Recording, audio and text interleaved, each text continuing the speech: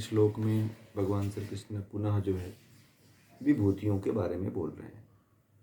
विभूतियों का तात्पर्य मैं बार बार कह रहा हूँ कि ईश्वर के गुणों से है। विशेष होना, भूति का अर्थ है होना और विभूति का अर्थ होता है विशेष रूप से होना। तो ऐसा नहीं कि जैसे उन्होंने बता दिया कि क्षत्रियों में मैं राम हूं, तो ऐसा नहीं कि राम जैसे क्षत्रिय पैदा ही नहीं हुए कि नहीं हुए। राम जैसे बहुत से क्षत्रिय पैदा हुए जो छात्र धर्म का पालन करते हैं, उन्हें क्षत्रिय कहा जाता है। तो इसका तात्पर्य है कि गुणों को धारण करने वाले, महान गुणों को धारण करने वाले, इसका तात्पर्य है। विभूति का तात्पर्य यहाँ पे है, इसे लिया गया है कि जो महान गुणों को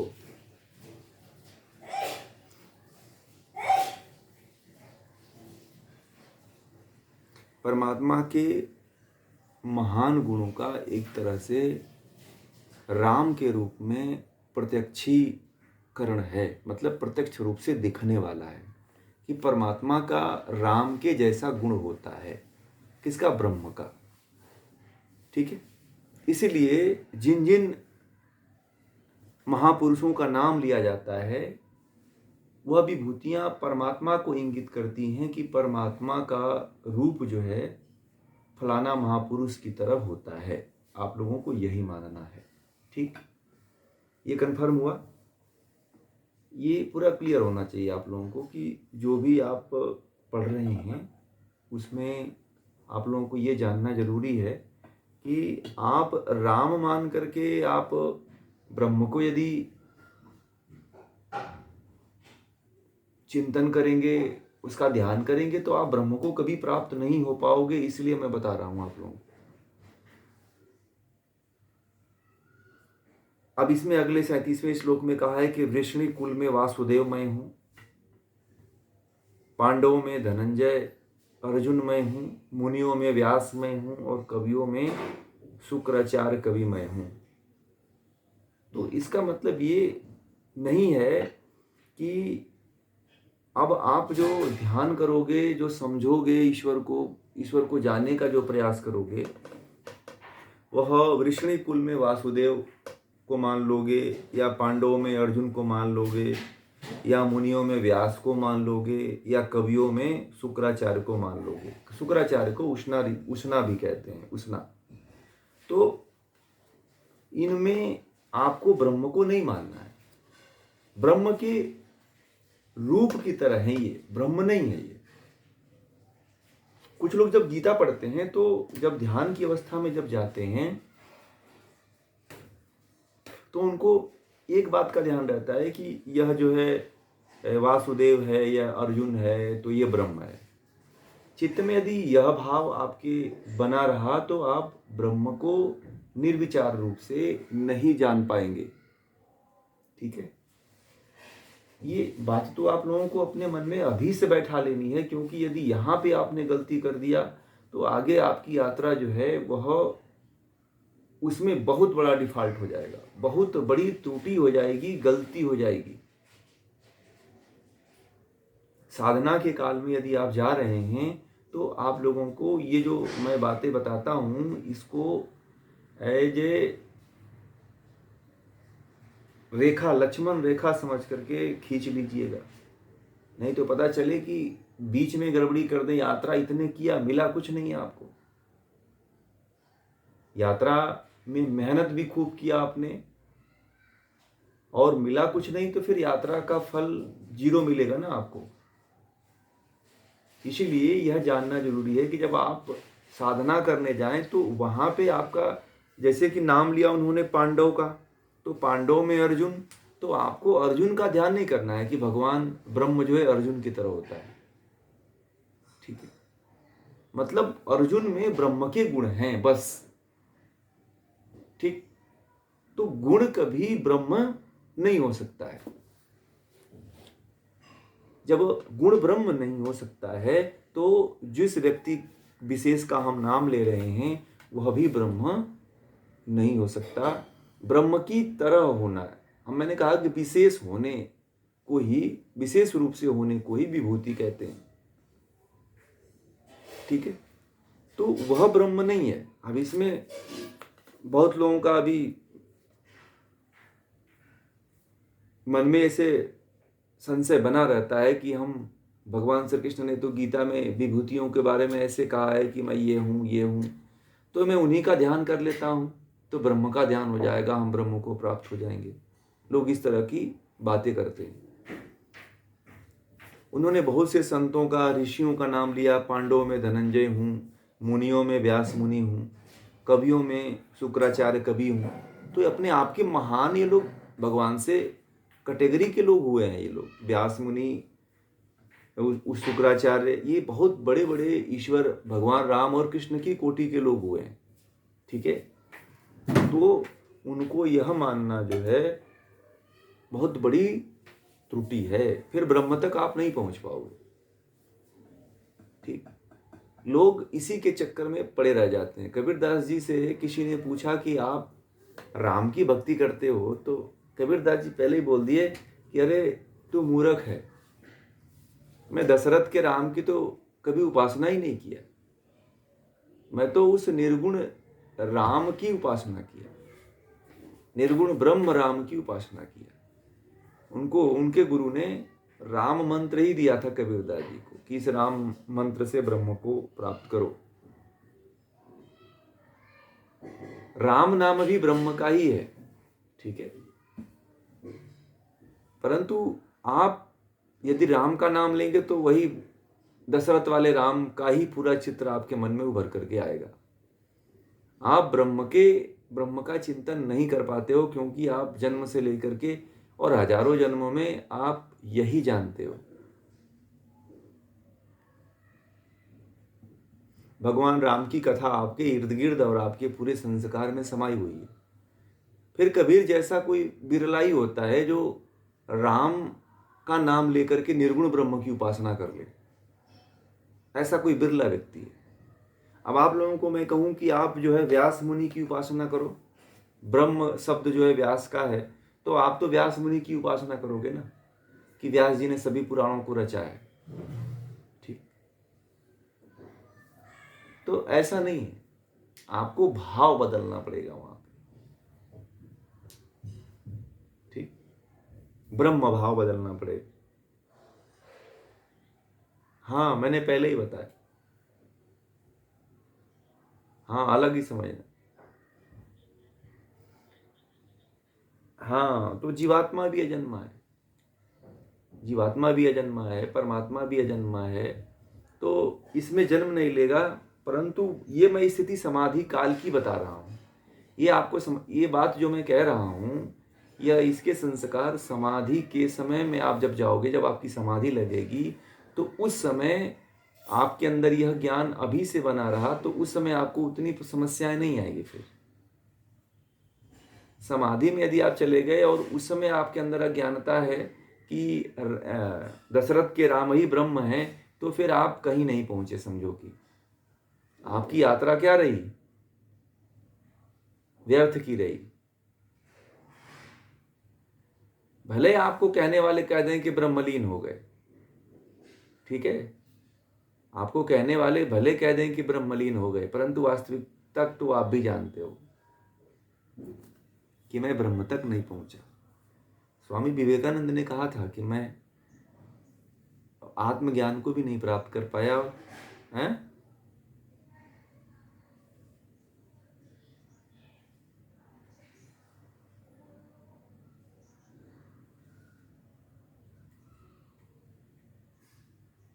साधन के रूप में देखना है, हाँ, आदर्श के रूप में देखना है, हमें साधन के रूप में देखना है, और मुख्य हमारा जो लक्ष्य रहेगा, हाँ, वो ब्रह्म ही रहेगा।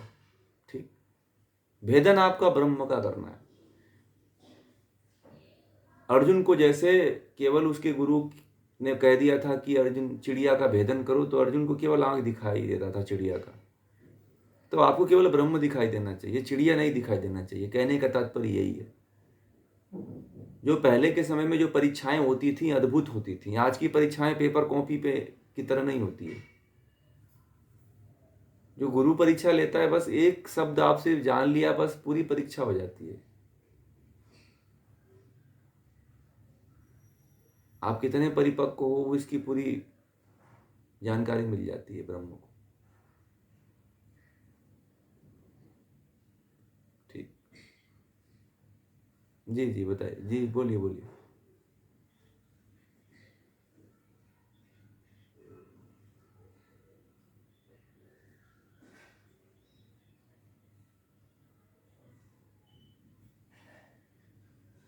ऐसा ही हुआ है,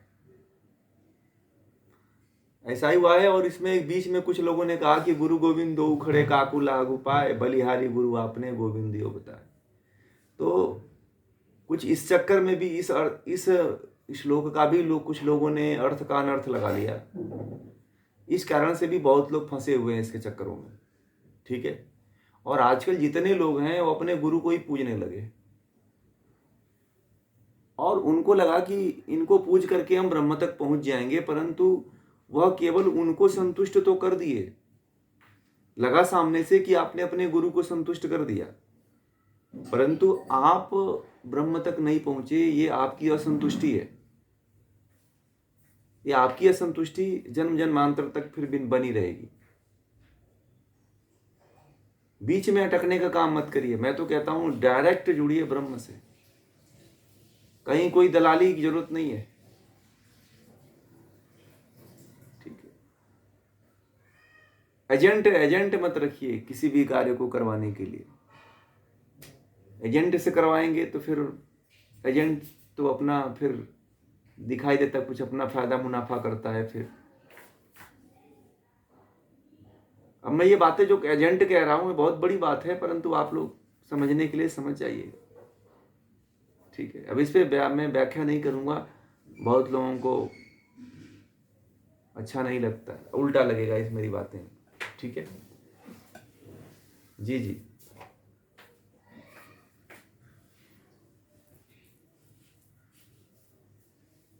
गुरु ने आपको दे दिया ज्ञान, तो गुरु जी बिना तो वास्तव में जीवन व्यर्थ है। परंतु गुरु ने आपको जो ज्ञान दिया है उस ज्ञान को लेकर के आप सिद्ध करो ना। गुरु का बस इतना ही कार्य होता है। साधना साधना आपको करनी है। गुरु ने तो बस आपको बता दिया मार्ग, आपको चलना है। और जो गुरु आपको हमेशा जीवन भर पीछे पीछे घुमाता है, वास्तविक गुरु नहीं है वो। ये ध्यान न रखो। गुरु घंटाल है वो फिर वो। हाँ, गुरु के शब्द जीवन में आपके जीवन में परिवर्तन ला दे, वही गुरु है। दत्तात्रेय के कितने गुरु थे? हैं? 24 गुरु थे ना। तो उन्होंने जिससे आपके जीवन में परिवर्तन हो जाए, वह क्या है? गुरु। परिवर्तन सबसे नहीं होता है जीवन में। ठीक है। हाँ,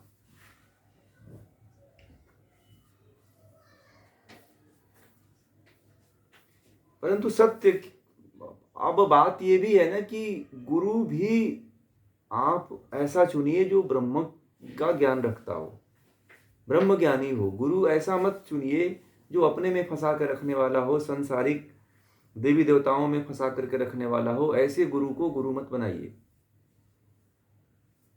ब्रह्म के बाद कोई भी सत्य नहीं है। ब्रह्म ही सत्य है, ब्रह्म ही अंतिम लक्ष्य है, और ब्रह्म ही हमारा सब कुछ है। वहीं तक पहुंचना है। उसके अलावा यदि आप किसी को अपना सगे संबंधी बना करके रखते हो, मुख्य प्रमुख बना करके रखते हो, तो कभी ईश्वर तक नहीं पहुंच पाओगे। गुरु भी वही होना चाहिए जो ब्रह्म की बात करता हो, जो जीवात्मा की बात करता हो, जो इंद्रियों की बात करता हो, जो मन की बात करता हो, जो बुद्धि की बात करता हो। क्योंकि मार्ग ही यही है, वेदों ने यही मार्ग बताया है। बाकी बहुत से रास्ते बोलते हैं, बहुत से गुरु ऐसे बोलते हैं कि ये करो, फलाना करो, ढिकाना करो, मेरा चिंतन करो, मेरा ध्यान करो, मेरा प्रकाश करो, मेरे चरणों की प्रशंसा करो, ये करो, वो करो। ये सब व्यर्थ की बात है, इससे कभी मुक्ति नहीं होती। आप मुक्त नहीं हो पाओगे, अधर्म में लटक के रह जाओगे। क्योंकि ब्रह्म कहता है कि मेरे पास कोई इमीडिएटर नहीं होना चाहिए। तुमको मुक्त होना है तो तुम डायरेक्ट मिलो मुझसे, ठीक है ना। ब्रह्म साफ साफ एकदम निर्णय करता है। इसीलिए जो है आप बीच में मत फंसिए, आप लोग कोई भी। मैं तो जब किसी को देखता हूं तो मुझे बड़ा आत्मग्लानि होती है कि इसके अंदर श्रद्धा तो इतनी है, परंतु जिस पर इसने श्रद्धा लगा रखा है शायद मुझे लगता है कि अधजल में ही फंसेगा ये।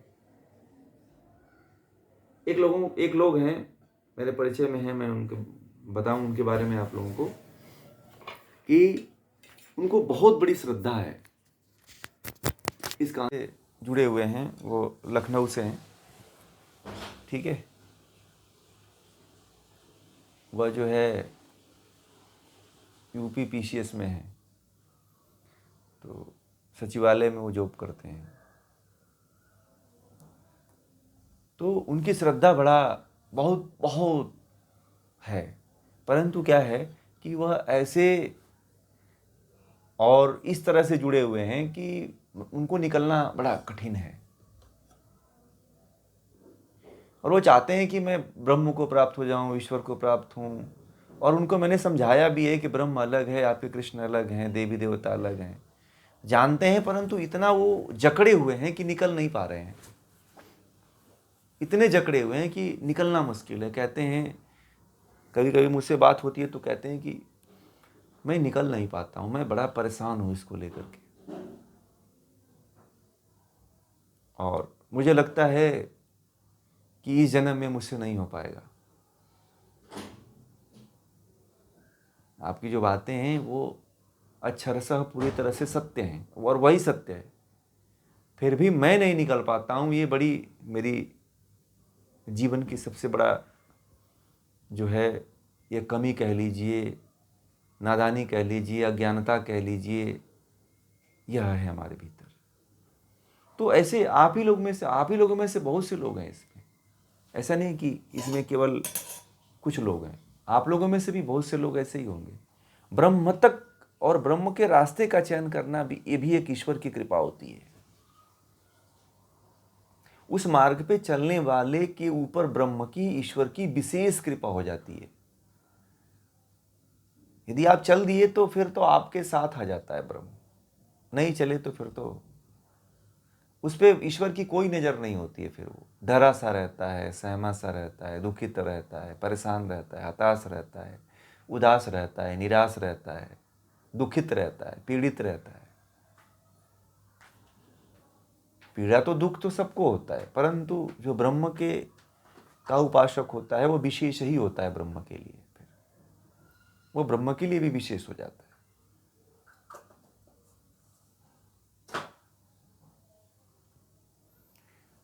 आगे कहते हैं कि दमन करने वाले शासकों का दंड मैं हूँ, जय चाहने वालों की नीति मैं हूँ, रहस्यपूर्ण वस्तुओं का मौन मैं हूँ, और ज्ञानियों का ज्ञान मैं हूँ।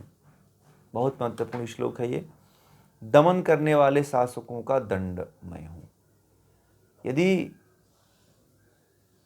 दमन का मतलब क्या कहा था मैंने, याद है कुछ?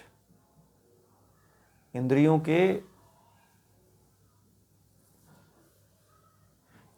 के तीव्र वेग को कंट्रोल करना ही दमन है, ठीक है। इंद्रियों के तीव्र वेग को रोकना ही दमन है। तो जो शासक होते हैं वह दंड के द्वारा जो है, वह दंड के द्वारा जो है, जो शासक होते हैं वह दंड के द्वारा जो है शासन करते हैं। दमन करने वाले शासकों का दंड मैं हूँ। जो इंद्रियों का दमन करते हैं उनके साथ दंड के रूप में ब्रह्म है। किसके रूप में? दंड के रूप में ब्रह्म है, जो इंद्रियों का दमन करते हैं। जो इंद्रियों का दमन करते हैं उनके अंदर जो है दंड के रूप में ब्रह्म है। फिर जय चाहने वाले मतलब जो विजय की इच्छा रखने वाले हैं, उनमें नीति जो है ब्रह्म है, क्योंकि जो विजय प्राप्त होती है वह नीति के द्वारा ही प्राप्त होती है। किसके द्वारा प्राप्त होती है? नीति के द्वारा। यदि जिस व्यक्ति के अंदर नीति नहीं है वह कभी विजयी नहीं हो सकता है। ठीक। फिर उन्होंने कहा कि रहस्यपूर्ण वस्तुओं में मौन मैं हूं। दुनिया का सबसे अधिक कोई रहस्यपूर्ण वस्तु कोई है तो क्या है? मौन। समझ रहे हैं?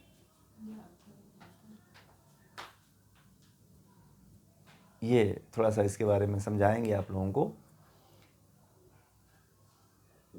आचार्य चाणक्य ने एक बात कही है कि जब तक कोई कार्य सफल न हो तब तक किसी को उसके बारे में बताना नहीं चाहिए। तो इसको क्या कहते हैं? मौन।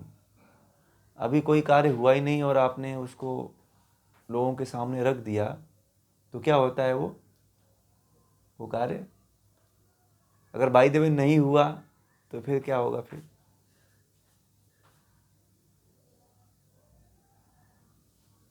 फिर आपका अपयश होगा, उपहास होगा, लोग मजाक उड़ाएंगे, है ना।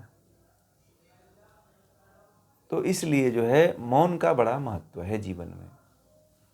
तो हमें भी यदि किसी वस्तु को रहस्यमय बनाना है तो मौन होना चाहिए जीवन में।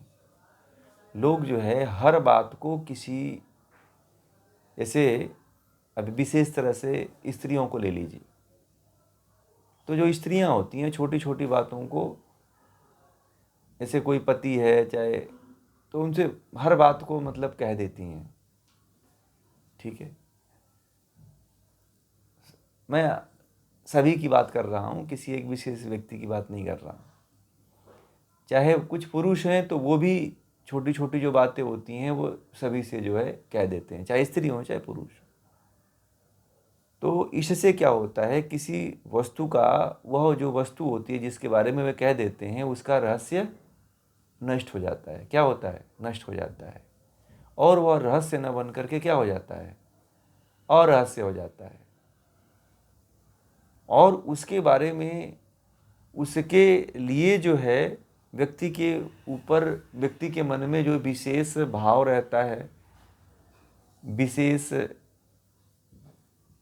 उत्कट आकांक्षा रहती है, वो नष्ट हो जाती है। आजकल जो रिश्ते अधिकांशतः पति पत्नी स्त्रियों के जो आजकल जो रिलेशन खराब हो रहे हैं, यह इसके कारण भी हो रहे हैं। ठीक है। तो यदि मैं बहुत से लोगों को ये बताता हूँ कि यदि, स्त्री पुरुष दोनों के लिए कहता हूँ कि यदि जीवन में लंबे समय तक रिलेशन को कायम रखना है तो इस रहस्य को बनाए रखिए। ठीक है। जीवन में व्यक्तिगत कुछ रहस्य होने चाहिए, या सामाजिक रहस्य भी आपका होना चाहिए, पारिवारिक रहस्य भी होना चाहिए। ये है क्या आज? नहीं है ना। आजकल एक शब्द आया है फिल्मों के माध्यम से, ओपन माइंड। कहते हैं ना कि अरे ये बड़े ओपन माइंड आदमी है ये। तो सब लोग जो है ओपन माइंड होना चाहते हैं, कुछ सोचा ना समझा, फिल्मों ने कह दिया ओपन माइंड, खुला दिल का आदमी है ये। अब इसके बारे में लोग सोचे न समझे, सब खुले हो गए। खुला दरवाजा खोल दिया, आओ सनम, आओ जाओ, कोई भी आए जाए, कोई भी सुन ले, कहीं से भी कुछ जान ले। और फिल्मों ने एक गाना गा दिया कि उसको क्या बोल दिया, दर्पण की तरह क्या हो,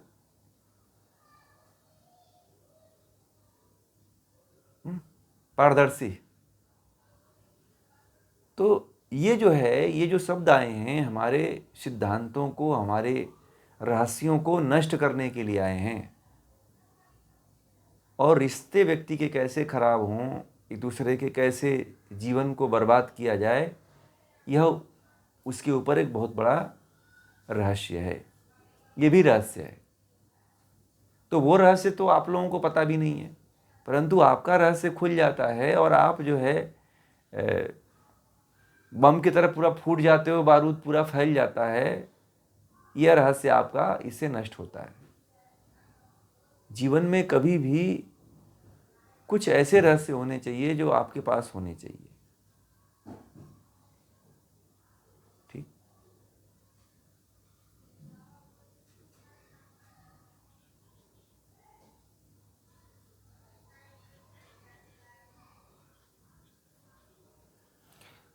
जब आप वो बातें अलग हैं, वो भी, ये भी कंसेप्ट आपका गलत है। ये भी जो कंसेप्ट है, किन बातों को मन में रखना चाहिए और किन बातों को नहीं रखना चाहिए, ये भी लोगों को नहीं पता है। तो लोगों ने क्या किया कि उसमें अच्छी और बुरी दोनों, बुरी बातों को तो रखा, अच्छी बातों को जो है, अच्छी बातों से कभी विस्फोट नहीं होता है। अब विस्फोट किससे होता है? बारूद से होता है ना, पदार्थों से ही विस्फोट होता है ना। आप मान लीजिए कि घर में बारूद रखे हो तो फट जाता है। जैसे बड़ी बड़ी कंपनियों में आप सुनते होंगे कि बारूद फट गया तो उसमें इतने मजदूर मारे गए, न्यूज में आता है ना। तो ऐसे ही, और मान लीजिए कि अपने घर में आपने बहुत सामान रखा हुआ है, तो क्या घर कभी फटता है क्या? घर कभी टूट के गिरता है? नहीं ना। तो इसमें सभी वस्तुएं नहीं फटती हैं। वो चिंता है, तनाव है, इसको यदि आपने अपने अंदर रखा तो ये फटता है। यदि आपने ज्ञान को रखा तो थोड़ी फटने वाला है। आपने कुछ रहस्य को रखा तो फटता है क्या? अभी बताइए, आप अपने जीवन में कितना पैसा कमाए हैं?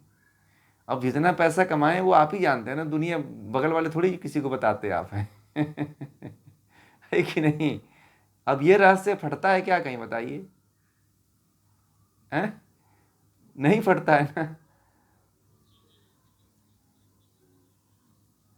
हाँ, तो दुख को बांटिए आप, है ना। दुख को तो बांटिए, परंतु कुछ ऐसे बातें हैं जो दुख नहीं है, वो भी रहस्य हैं, तो उनको आपको बचा के रखना है। जैसे पैसे को आप बचा के रखते हो, केवल आप ही जानते हो कि मेरे पास कितने पैसे हैं, और आप किसी दूसरे व्यक्ति को शो नहीं होने देते हो कि मेरे पास इतने पैसे हैं।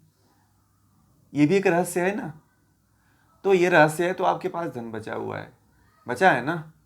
मान लो आप पूरा बचा देते, बगल वाले को बता दीजिए भाई मेरे पास इतना पैसा है, आपको तुरंत कहेगा कि बस इसको किसी तरह हड़पो, इसको मारो, ठीक है। तो ये लोगों की मानसिकता, इससे नीयत खराब हो जाती है। इसलिए यदि कोई आपके अंदर रहस्य है तो उस रहस्य को दबाए रखिए, ठीक है। रहस्य जो है व्यक्ति की एक तरह से बाह्य सुरक्षा कवच है। हाँ, बुरे चीजों को आपके भीतर से जितना निकालना है ना, निकाल के बाहर फेंको, उसको निकालो आप, उसको मत रखो आप। बुरी चीजें हैं, बुरी बातें हैं, है ना, उनको निकालो आप। परंतु कुछ ऐसे जो रहस्य होते हैं, जो कुछ ऐसी बातें होती हैं जो अपने पास, उसको बचा के रखना चाहिए,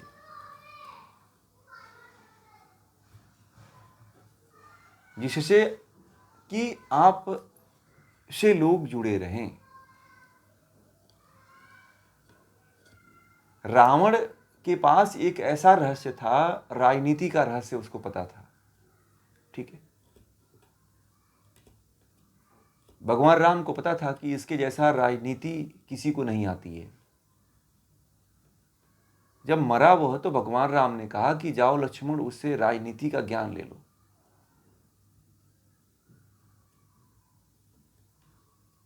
ठीक है। तो रावण जो है एक नीति के ज्ञान को छिपा के रखा था।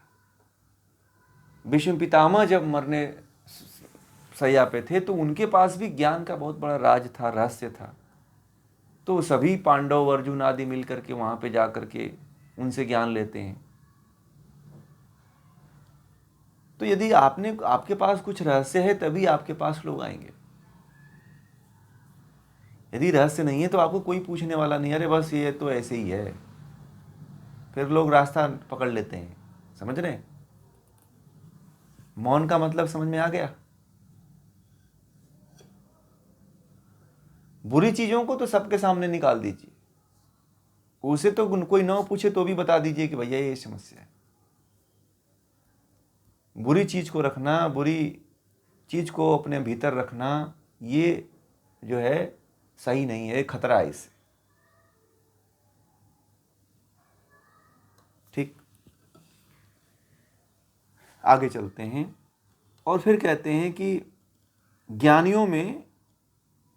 ज्ञानियों का ज्ञान मैं हूं। तो जो भी ज्ञानी हैं उनके अंदर जो ज्ञान है वह कौन है? वो ब्रह्म है। मैं कहता हूं ना कि मैं ज्ञानी नहीं हूं, वो ज्ञान किसका है? वो ब्रह्म का है। तो ये बात यदि आप लोगों के भीतर कभी आए कि ये फलाना व्यक्ति जो है ज्ञानी है, नहीं, उसके भीतर ब्रह्म है, इसलिए जो है वह ज्ञान उसके अंदर है। ठीक है, ब्रह्म नहीं रहता तो उसके अंदर ज्ञान नहीं होता। परंतु यह है कि उसने कर्म किया है तब उसको ज्ञान मिला है, कर्म नहीं करता तो उसको ज्ञान नहीं मिलता, वो भी पशु की तरह रहता। किसकी तरह रहता? पशु की तरह रहता। इसलिए हर व्यक्ति को ज्ञान लेना अनिवार्य है, नहीं तो आप पशु ही जन्म लिए थे और पशु ही मर जाएंगे। अब भारत में कितने ऐसे लोग हैं जिनको ये चिंता है कि हमें ज्ञान लेना चाहिए? बताइए, बहुत कम लोग हैं कि नहीं है ना? मुट्ठी भर लोग हैं, गिने चुने लोग हैं कि उनको बस ये पड़ी हुई है कि हमें ज्ञान लेकर के मुक्त होना है। और जितने लोग हैं भारत में, जितनी संख्या है, उनको ज्ञान से कोई मतलब नहीं है। उनको ये भी नहीं पता है कि ज्ञान से मुक्ति मिलती है। उनको यही पता है कि हम जो कर्म कर रहे हैं यही मुक्ति है, या उनको ये भी नहीं पता है कि मुक्त भी हुआ जा सकता है। उनको ये भी ज्ञान नहीं। जी।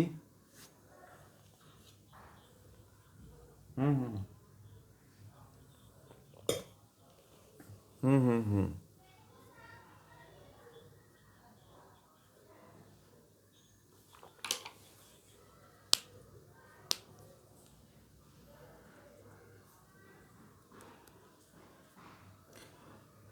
देखिए, जो ज्ञान देने वाला है वो तो लाखों लोगों को ज्ञान दे सकता है, परंतु उसमें लेने वाले कितने हैं ये ज़्यादा महत्वपूर्ण होता है। मैं बोला ना 5,000 लोग हैं जुड़े हुए हैं हमसे, परंतु उसमें से जुड़ने वाले मात्र 20-22 लोग हैं बस। ठीक।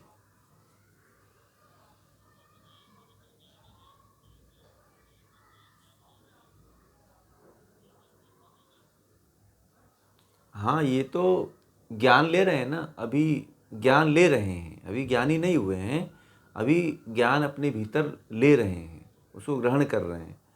धीरे धीरे जब उनको ज्ञान हो जाएगा तो वो ज्ञानी, उनके अंदर भी ज्ञान हो जाएगा, वो भी ज्ञानी बन जाएंगे। ठीक है ना? थोड़ा समय लगेगा, परंतु ज्ञानी वो भी बन जाएंगे।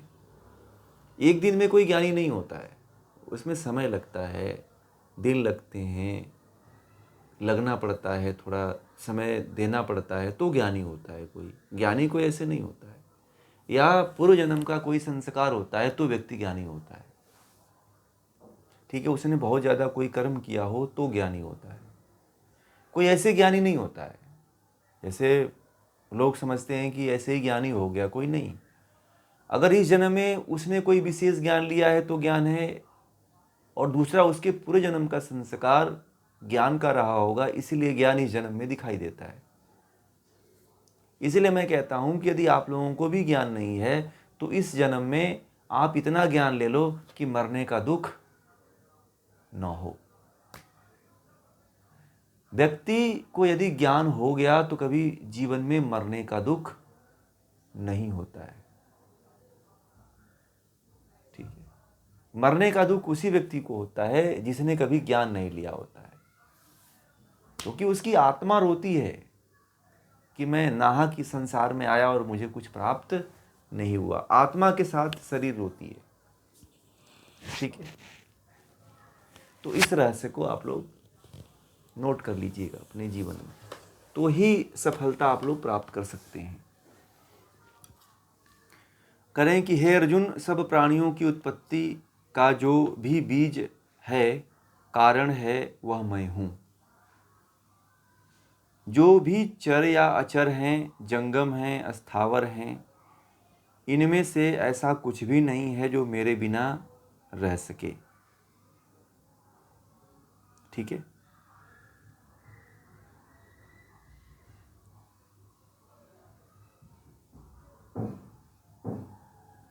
ठीक। तो उन्होंने एक बात कहा कि सब प्राणियों की उत्पत्ति का जो भी बीज है, कारण है। सब प्राणियों की उत्पत्ति का कारण क्या है? कर्म। क्यों उत्पत्ति लेता है भाई प्राणी? दुख को भोगने के लिए और अपने कर्मों के फल के कारण, कर्मों के फल के कारण दुख को भोगने के लिए। वह मैं हूं, उसको कह रहे हैं कि वही मैं हूं जो सभी प्राणियों की उत्पत्ति का कारण, कारण को ब्रह्म भी कहा जाता है। ठीक। और जो भी चर अचर जग हैं, जो चलने वाले हैं, जो नहीं चलने वाले हैं, जो जंगम हैं, जो स्थावर हैं, जो एक जगह रहने वाले हैं और एक जगह से दूसरी जगह जाने वाले हैं, इनमें से ऐसा कोई भी नहीं है जो मेरे बिना रह सके। इनमें से जितने भी प्राणी हैं वह ब्रह्म के बिना नहीं रह सकते हैं। ठीक है, सभी प्राणियों को रखने के लिए प्रकृति ने बहुत बड़ी मदद की है। यदि प्रकृति नहीं रहती तो आपका ये शरीर नहीं दिखाई देता, क्योंकि प्रकृति के मूल तत्वों से ही आपका शरीर बना हुआ है। ठीक है ना, पंचमहाभूत से ही जो है आपका शरीर बना हुआ है। इसलिए कह रहे हैं कि मेरे बिना ये कोई नहीं रह पाते हैं, किसी का अस्तित्व तो नहीं है। तो इसलिए नहीं है कि प्रकृति जो है ब्रह्म की शक्ति है, उपनिषदों में कहा गया है। आगे कहते हैं कि हे परंतम, मेरी दिव्य विभूतियों का कोई अंत नहीं है। अभी एक बात आप लोगों को बता दूं कि मैं पीछे बताया है कि ये जो तो मुख्य मुख्य नाम बताए हैं विभूतियों के, परंतु ये भगवान श्री कृष्ण यहाँ पे भी कह रहे हैं कि मेरी विभूतियों का अंत नहीं है। ठीक, यह जो मैंने विभूतियों का विस्तार तुझे बतलाया वह केवल दिग्दर्शन कराने के उद्देश्य से बतलाया है, तुझे दिखाने के लिए बताया है ये। और इससे ये केवल यही विभूतियां नहीं है, विभूतियां मेरी अनंत हैं। ये ऐसा जानना तू, क्या जानना? कि विभूतियां मेरी अनंत हैं। कहते हैं कि इस जगत में जो जो वस्तु विभूति वाली है उसके बारे में कहते हैं कि श्री वाली है, लक्ष्मी धन वाली है, ऊर्जा वाली है, शक्ति वाली है, उसको मेरे तेज के अंश से ही उत्पन्न हुआ समझ। ब्रह्म के तेज से क्या क्या उत्पन्न हुआ था? ऊर्जा, शक्ति, तेज, ये जो है ब्रह्म की शक्ति से उत्पन्न हुआ था। ठीक है, और कह रहे हैं कि हे अर्जुन, तुझे इस बहुत बड़े विस्तार को जानकर क्या कहना है? एक वाक्य में यह समझ ले कि अपने एक अंश मात्र से इस समूचे जगत को थामे मैं ठहरा हुआ हूं। तो ये ब्रह्म जो है इस संपूर्ण चराचर जगत को वह अपने एक अंश से थामे हुए है। ब्रह्म इतना विशाल है। ठीक है, तो ये कह रहे हैं कि उस एक अंश से केवल ये पूरा सृष्टि दिखाई देती है। अभी ब्रह्म का अब कितना विशाल होगा इसके बारे में तो कोई जानता तक नहीं है। जितना सृष्टि है, जितना ये लोक हैं, जितने आकाश लोक हैं, पाताल लोक हैं, पृथ्वी लोक हैं और ब्रह्मांड में जितने ग्रह उपग्रह हैं, ये सभी ब्रह्म के भीतर समाये हुए हैं और ये मात्र ब्रह्म के एक अंश है बस, ये पूरा नहीं है अभी। जैसे मान लीजिए कि आपके हाथ की चमड़ी सी थोड़ी सी काट ली गई, तो उसी प्रकार यह परमात्मा के अंश से ये पूरा संसार बना हुआ है। इतना विशाल ब्रह्म है जिसकी कोई कल्पना नहीं कर सकता है, न उसे कोई बना सकता है, न उसे कोई जान सकता है। हाँ, जो योग साधक है वो साधना में जाकर के उस ब्रह्म की अनुभूति जरूर कर सकता है। और जीव के लिए बस यही मात्र है कि परमात्मा की अनुभूति करता है, परमात्मा का साक्षात्कार करता है, दिव्य प्रकाश का भी साक्षात्कार करता है। परंतु कोई ये कह दे कि ब्रह्म का तो रूप होता है, उसकी मूर्ति होती है, उसका शरीर होता है, तो ऐसा नहीं है। आप अपने तराजू से ब्रह्म को मत देखिए, आप अपनी आंखों से ब्रह्म को मत देखिए, क्योंकि जो आंखें देख रही हैं वो भी किसके द्वारा दिया हुआ है? ब्रह्म के द्वारा जब दिया हुआ है, तो जो चीज़ जिससे आप देखने की कोशिश कर रहे हैं वो ब्रह्म के द्वारा दिया हुआ है, तो फिर ब्रह्म को आप कैसे जान पाओगे? जान पाओगे क्या? कभी नहीं जान पाओगे। इसलिए केवल ब्रह्म की अनुभूति ही संभव है और यही इसी को आत्म साक्षात्कार कहते हैं। ठीक है।